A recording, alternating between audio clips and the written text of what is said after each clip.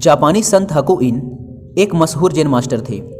उनके आत्मसंयम, त्याग और साधना के कारण न केवल वहाँ की सारी जनता बल्कि सम्राट तक उनका सम्मान करते थे। एक बार राजा का सेनापति उनके दर्शन करने आया। दर्शन करने के पश्चात उसने संत से एक विचित्र प्रश्न किया।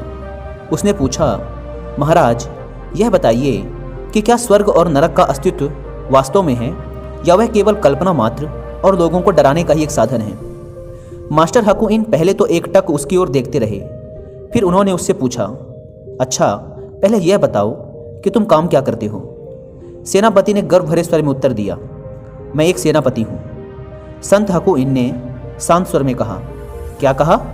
तुम एक सेनापति हो? पर शक्ल से तो तुम किसी भिखारी जैसे लगते हो। जिसने भी तुम्हें सेनापति बनाया है वह अव्वल दर्जे का बेवकूफ़ मालूम पड़ता है। यह सुनते ही उस सेनापति की त्योरी चढ़ गई।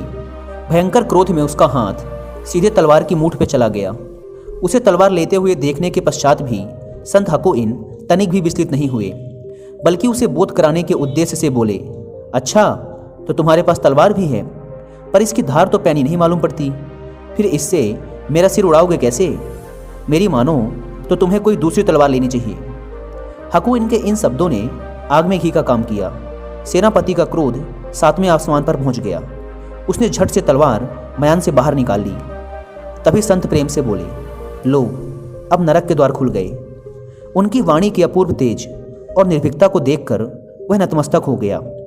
उनकी बात पूरी होने से पहले ही उसने अपनी तलवार वापस मयान में रख ली। क्रोध की वह प्रचंड अग्नि जो अपमान से एकदम भड़क उठी थी, अब विवेक के शीतल जल से शांत हो गई थी।